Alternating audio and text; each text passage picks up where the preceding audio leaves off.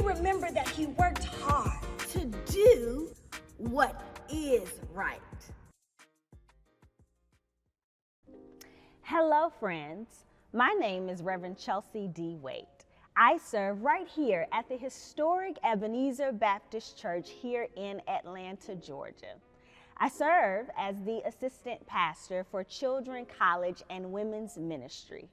And today, I have a great book that I want to share with you all.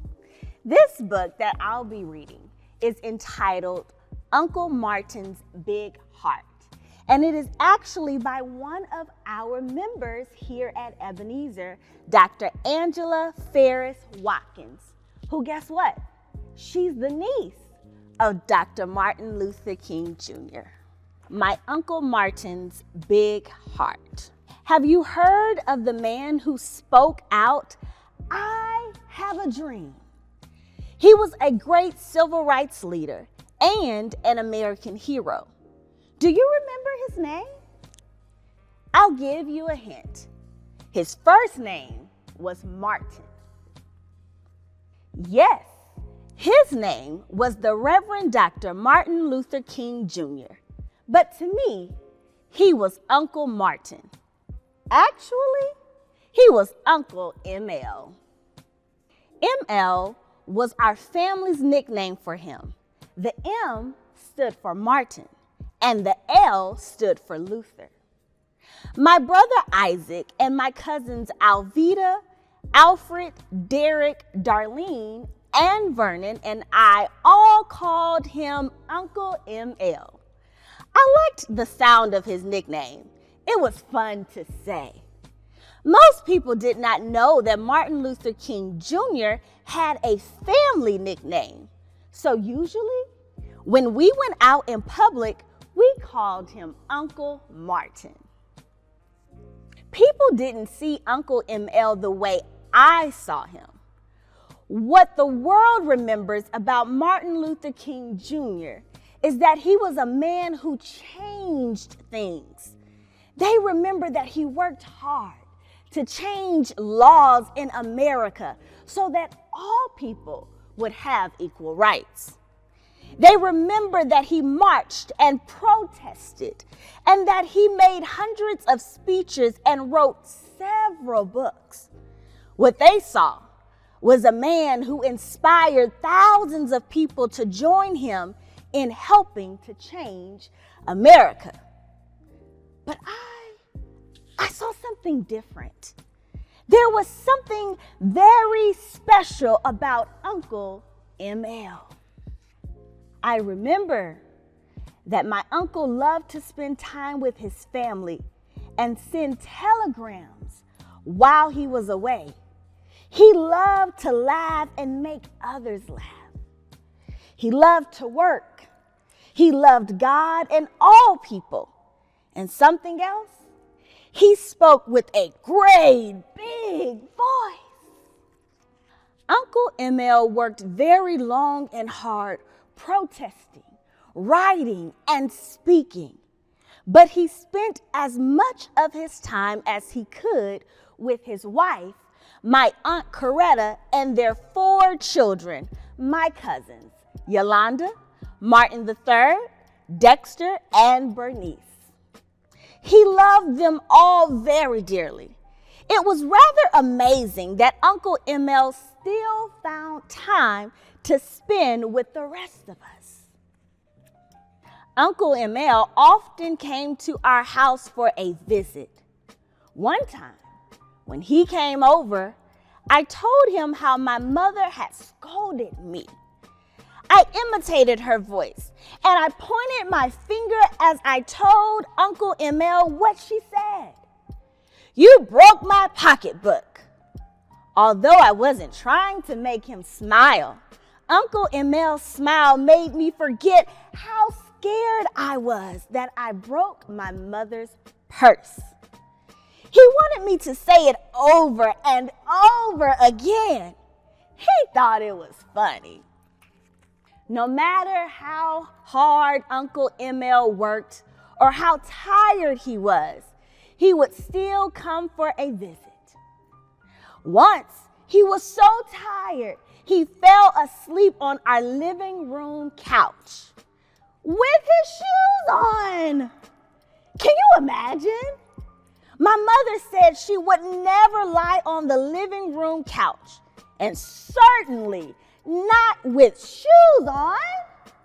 How could this be?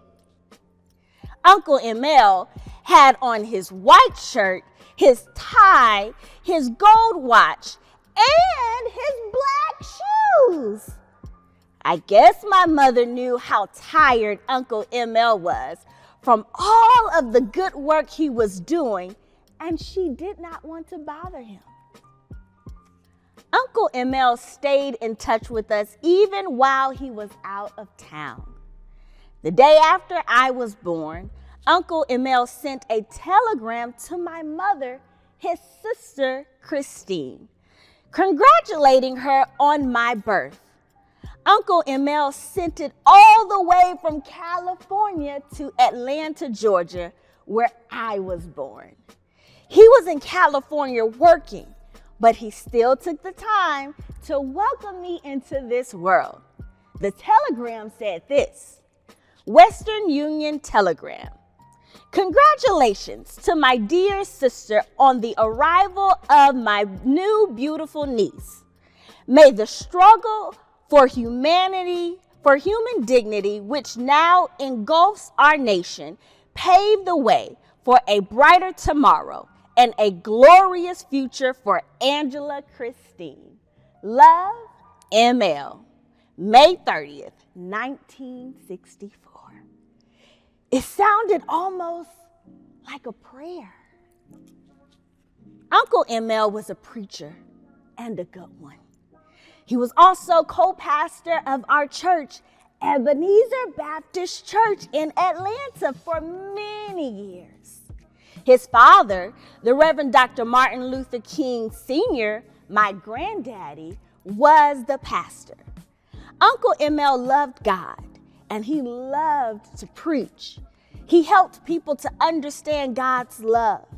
He wrote many sermons. He preached to the members of our church about the same thing he spoke to American citizens about: how to love one another.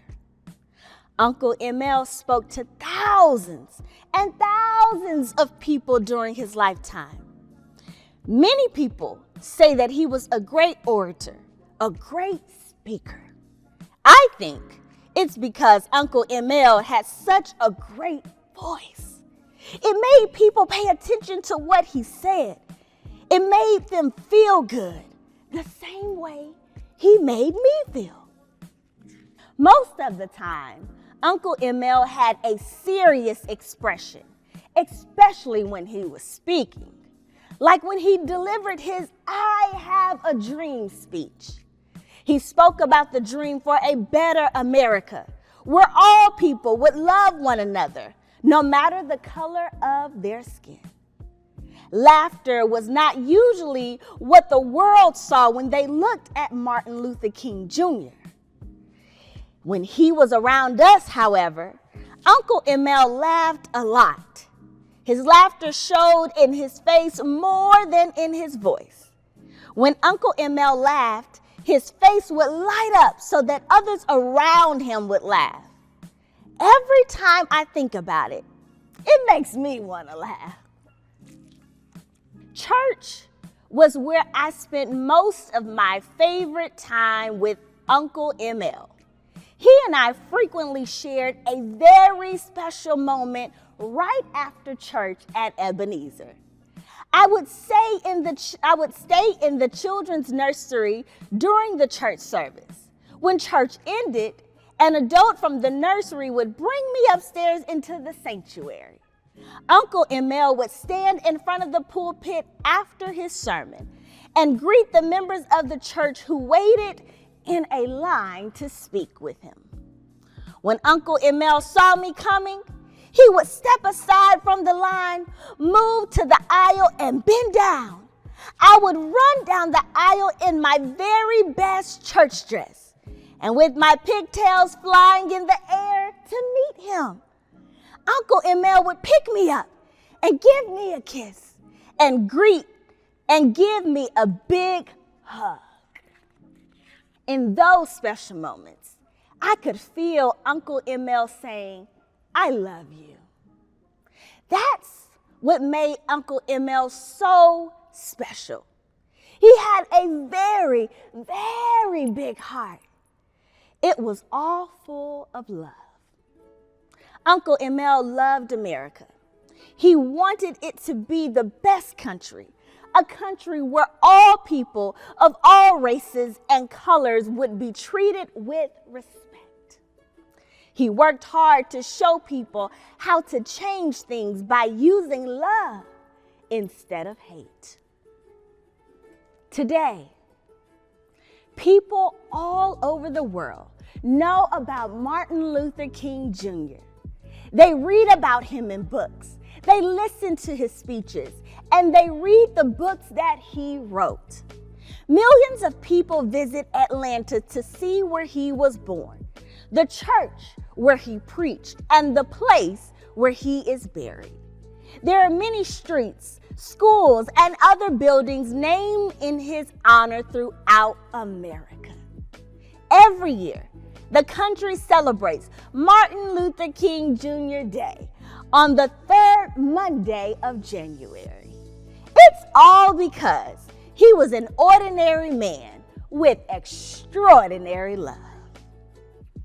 And as we conclude our book, I want to read this final section from Dr. Martin Luther King Jr.'s niece, Angela Farris Watkins.